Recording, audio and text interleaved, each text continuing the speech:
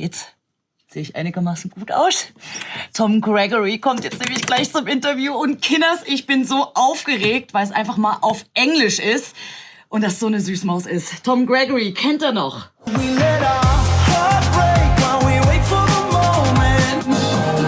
Von seinem aktuellen Song Never Look Back. Und ich habe einen riesen Fragenkatalog vorbereitet. Unter anderem interessiert es mich ja echt, was der Typ so vor seinen Auftritten macht, um runterzukommen oder so.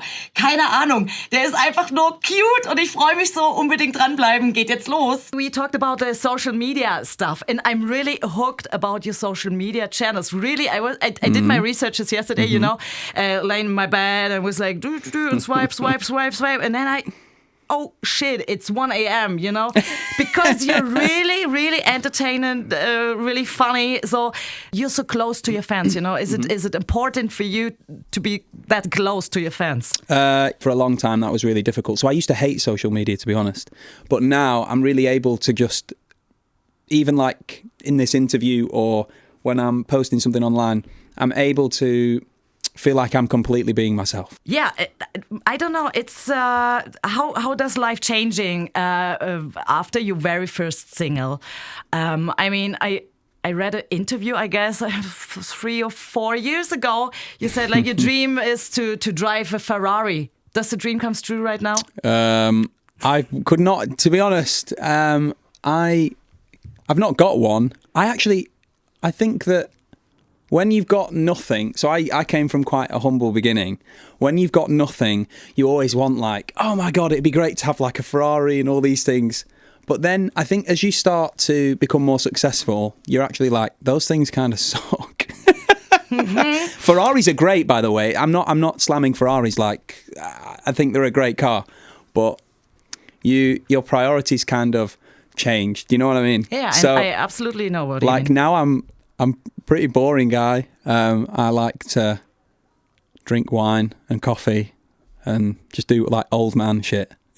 No, why? That's I prefer it, not the money stuff, you know. It's like not the money stuff, just normal. the normal stuff, you know. I'd go for like a cheap pint with my friends when I'm back home. And so, do you mean like dreams changing because of your success or because of your age, or I don't know? I think it's like both, hand in hand. Like if I had been this successful now at 18, I would have definitely pulled up in a Ferrari, 1,000,000%. I would have just gone crazy. That's why I really respect young artists and how they're like Zoe Wees, for example. I know Zoe Wees really well. She's so young and she's so successful, but she's so switched on and she's so cool and she's so smart. And I would not have been that. So I'm kind of glad it's happened now. I guess you're from Blackpool, but you're from Fleetwood, and there's a really, really great story behind it about the Fisherman's Friends and your granddad and. Yeah. What? So, Fisherman's Friend they're made in my hometown where I grew up, called Fleetwood. So I was born in Blackpool, but I grew up in a town called Fleetwood. And Fleetwood is most famous for inventing Fisherman's Friend. They're from Fleetwood. And the story is that the lady who invented Fisherman's Friend used to sell sweets to fishermen as they were coming off the boats because I guess like they needed sweets to help them clear their throats and their noses. I mean, fishing for 3 or 4 weeks at a time in really cold conditions and then coming back, you kind of need to, you need something to clear the airways, I guess. And so, my granddad used to fish, basically, in the, I don't know what decade it will have been, long ago, put it that way. And, he'll have been like just one of the guys who bought sweets off her because that's basically how it came about. And she called the sweets Fisherman's Friends and then made a company and now it's Fisherman's Friends and now they're sold all over the world. And people don't know that they're from like Fleetwood in Lancashire. It's crazy. Yeah, it's really crazy. My hometown. And still made there as well. I'm just going to look into the camera. Still made in Fleetwood.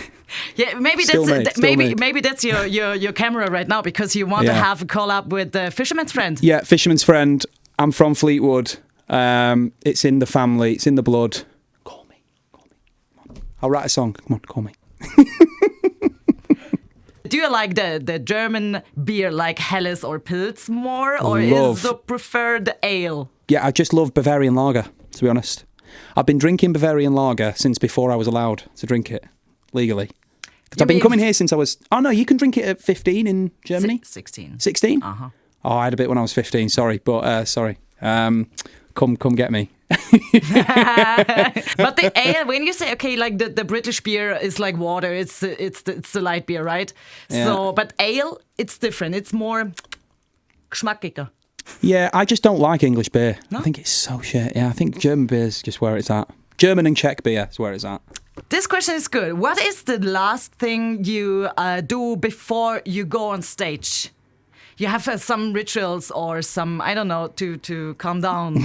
To get... You want to know the most boring answer ever? Go for a wee. Go for a pee. Yeah. Pee-pee. Yeah. You can't believe the amount of times I've been on stage 60 minutes in and I'm like, oh no, I need the toilet. It's not boring. It's human. It's a human answer. But I don't really have a ritual, to be honest. I'll do my sound check, and then I don't drink anymore before shows. Not all shows. Some shows I do, but 90% of shows I don't drink before it or after it. I'll try to do absolutely everything I can to distract myself. So I've got a suitcase.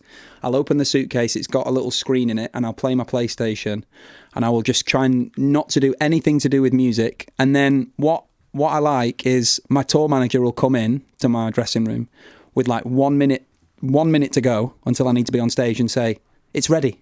You're ready to go. And I don't know when he's coming in because I'm not looking at the time or anything. And I'm just like, cool. So I've got no time to think. I just get on the stage and play. And it's bloody great. Yeah. Sounds perfect. Maybe one last question. Your last album, 2021, right? Yeah. Whew. I'm not good with numbers, so. Can the fans expect something new from you? And when and what and why? So, why? Yeah, why? Why, actually? Maybe like a little EP or something. But the album's just not ready, so I'm just taking my time with it. I had 6 months to write the first album. I had my whole life to write the first album. I had like 6 or 7 months to write the second album, so I need a little bit of time back to write the third one so that it's ready. Of course, 2023, baby. Take your time, Tom. Thank you. So Leute, wenn euch das gefallen hat, also ich meine, das ist nicht mein Purzelbaum, sondern natürlich das Video, dann unbedingt unserem Kanal folgen und die Glocke drücken, damit ihr nichts mehr von diesen unfassbar geilen Bente-Momenten verpasst.